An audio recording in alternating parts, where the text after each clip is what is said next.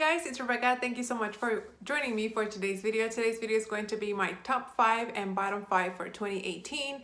I have been doing this little mini series since I started my channel, and I pick my items from my year of makeup empties products. So these items are all empty. I used them up in 2018.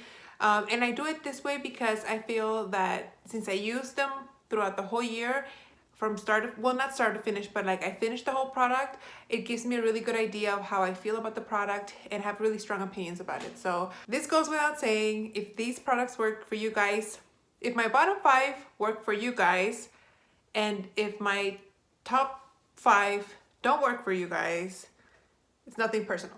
You know what I mean? So let's just get started. I'm going to start with my bottom 5 because I like to end on a good note. The first product that I'm going to talk about is something that is just completely horrible. I just don't ever want to use it again.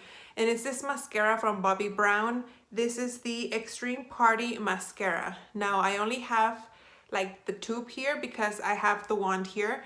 And this is what the wand looks like. I already washed it. I watched this girl named Andrea Madelano, I think is her last name, if I'm probably mispronouncing it. But she was talking about this organization, Wands for Wildlife, where they recycle the mascara wands and they use them to brush the fleas and larvae and all these things from wild animals, like small wild animals.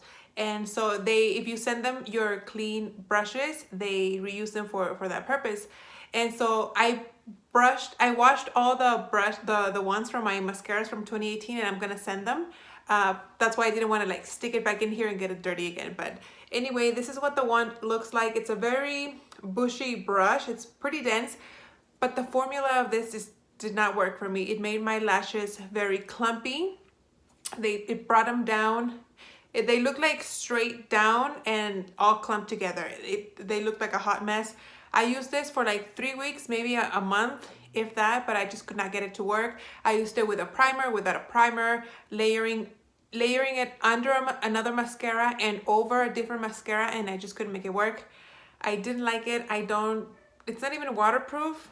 So I would never repurchase this or recommend it because it didn't work for me. So that's that one. The second one that didn't work for me gets a prize because it was featured in my bottom 5 from last year as well, and that is this Dr. Brand Pores No More professional. That's the one from Benefit. This is the Pores No More primer. Doesn't work for me. Last year, I had said that maybe it didn't work for me because I had the sample that I used back then for a long time, and there was a possibility that it could have gone bad. But in a goodie bag that I got in 2018, this product came in there, and I used it as soon as I got it because I didn't want it to sit and then the same thing happened.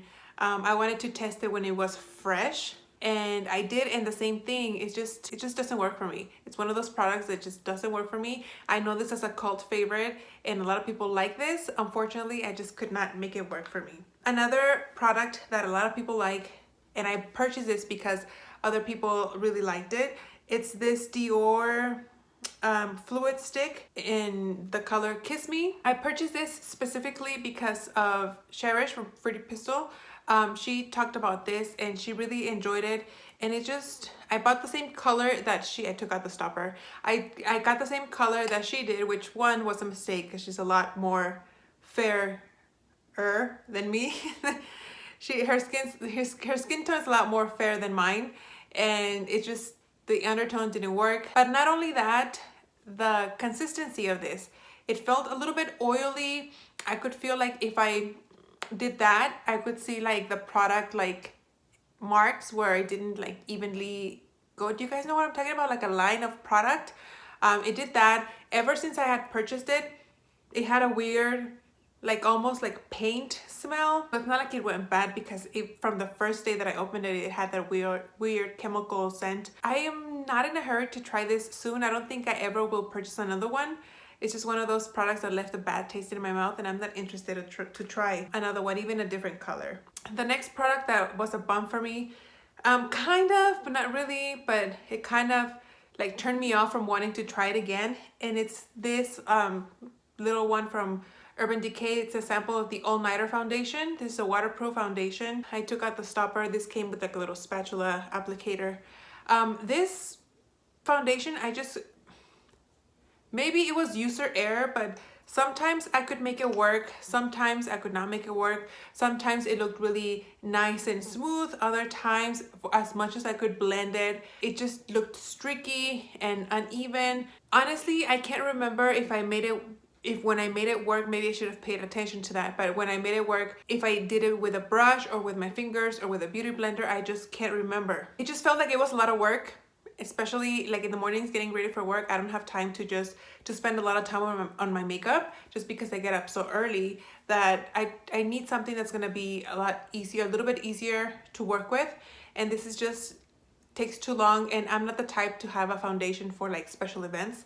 The foundation I use for one day is the foundation that I use for every day. So this one I would never repurchase. I mean, if I get a sample here and there, I'll use it, but I wouldn't purchase it on my own. And the last item that I have here, it's a powder from the Sephora line, and this is the Smoothing Translucent Setting Powder in the color Universal, sorry. And this is in my bottom 5 simply because of packaging. The product itself, I don't know if you guys can see, it goes on translucent, but the way that the product comes out is just not practical at all. You have all this space here, and then, you have all this space here, and the product only comes out through this little tiny hole that this part here pushes open when you close it. So you have to tap it like this, and then when you open it, there's a little product. The product comes out there, but then you get the product all over the little mirror and the contraption here. So it's just not practical. It's a pain in the butt to use. The product is great. When it was full and I could take it out a lot easier, I would use it to set under my eyes. And it did a really nice job with any kind of concealer. I didn't have to worry like, oh, with this concealer I need to use this powder. No. And also I couldn't figure out how to open it. I figured, oh, if I can't use it the way that I'm supposed to, I can just unscrew the top. But I think it's like totally glued because I could not pry it open. So unfortunately, I had purchased these. I had gotten two, both that I used. I purchased on clearance. I think I've seen them still on clearance. I think they're like $7. It's just too much work. Again, I need something that's gonna be easy for me to get ready in the morning. And this was just a little too time consuming. I mean, it's not like it took me forever, but it's too much. It's more work than I'm willing to put in. Let's just say that. Now for the top 5 products, let's talk about the good stuff. The first one that I'm going to show you guys is another one that's kind of like 2 parts because I took it apart, and that's another mascara. This one is from the Ulta Beauty, the Plush Drama Volumizing Mascara. I also took out the wand because I already washed it. This is what the wand looks like, kind of like a spiral shape. But the formula, I don't know if it's the formula or the brush, but this gave me a really good volume. My lashes looked really thick, and I mean, I have a pretty good, I don't know if you guys will be able to see, but I have a pretty good length, I think, of lashes. And this mascara really made them really thick from the bottom. And I noticed that I didn't have to layer my mascaras when I used this one. Sometimes if I felt like I was being a little extra, I would use another one and then this one on top to make them really full. But I never had a problem that my lashes would come down. Even if I was layering 2 mascaras, the curl would hold. This is not waterproof. Usually I like to use waterproof mascaras, but this was nice. I didn't have a problem with it running or anything. I like it. It's from the Ulta brand. I haven't tried a lot of products from the Ulta line, so this was one of like the first items that I've ever used, really. But I'm very surprised, and it made me want to try more from the line and discover if there's any more products that I might like. The next one I thought about not mentioning because it's not available anymore as far as I'm concerned. But I still wanted to talk about it because I really enjoy the product, and I'm mourning the fact that I can't get it anymore. And it's the Milk Makeup Hero Salve. And this is kind of like an all-over product.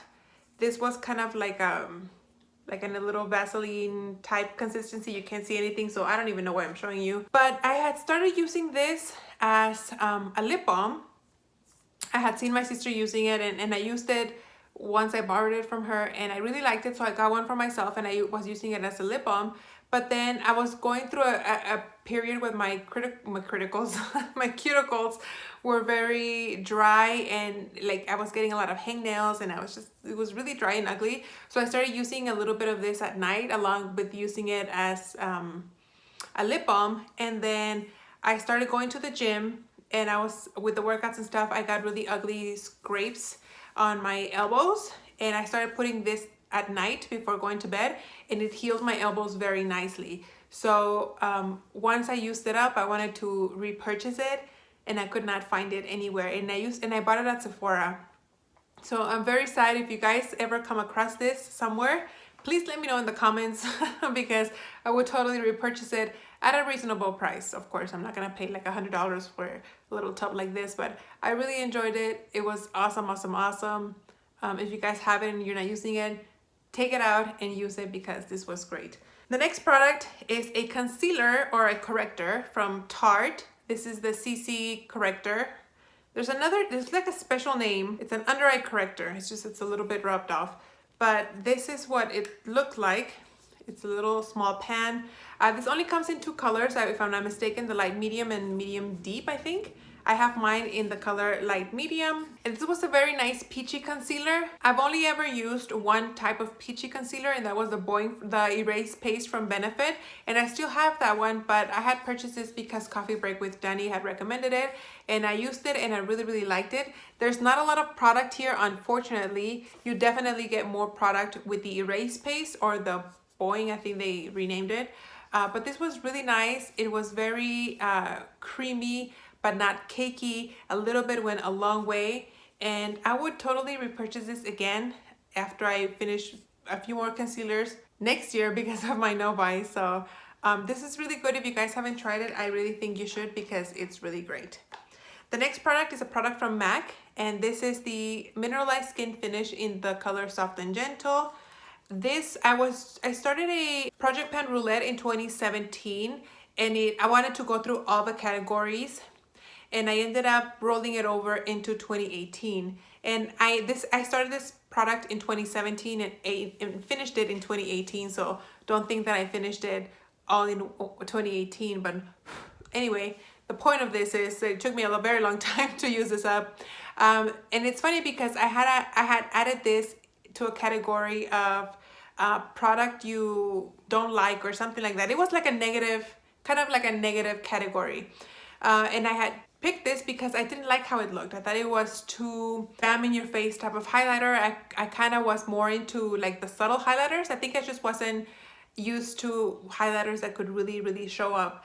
And I think it was just user error. I was just not used to, I needed to go a little bit light-handed when using this. And once I learned how to work with it, I loved it. I used it every single day. And this is one of the products that I used solely on my face as a highlighter. I have some highlighters that I've used just because I want to use them up, and I'll use them like on my collarbone, on my shoulders, mixing it with my primers to make my foundation glowy, things like that. This I actually used on my face because I liked it so much. I really want to get it again. I really, really do. But again, I'm on a no buy, and I really shouldn't be buying any highlighters because I have so many. But this is definitely one of the products that I will repurchase. This already has a lot of hype behind it because it's so popular. Definitely it's a repurchase in the future. So hopefully I can get it very, very soon. And the last item that I have here is this Urban Decay Naked Skin Ultra Definition Powder Foundation. This is a product, as you guys can see, that's the pan right there. I have a little sponge here, but this is all done. This is a product that I purchased in 2017 or 18. No, I think it was in 2017. I did a series called Sample Saturday. It was like the hashtag 365 days of samples or something like that, where I used all my packet and foil samples in the whole year. And this is one of the items that I had like a little card. They send you the card with like a little bit of product and then you use it up. I purchased this because I like that sample so much. So this is a powder foundation that is very, very finely milled, but it has a lot of coverage. Now, if you go very heavy-handed with it, you will get flashback. I learned the hard way. But if you do it very lightly and you know use a fluffy brush, this will even out your skin tone very nicely.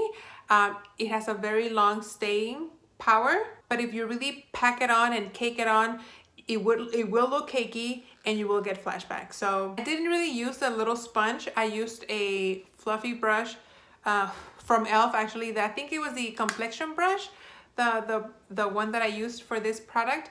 But like I said, I bought it because of my Sample Saturday series, because I liked it so much. And I bought like 3 because they went on sale for like $15 or $16. I think regularly they're like 30 something dollars. So I bought a bunch when they were on super sale. Because I think the packaging changed, if I'm not mistaken. I added one to my A to Z project pan for 2019. So I will be using another one for 2019 and I'm very happy about that. So there you go, guys. Those are the top 5 and bottom 5 products that I used up in 2018. I hope you guys enjoyed. If you guys haven't seen my year empties for 2018, I will link it in the description box. Go ahead and check it out. It's a long one, so make sure you watch it when you're comfortable. Maybe when you're getting ready as background noise or something. Thank you guys so much for watching, and I'll see you on my next video. Bye.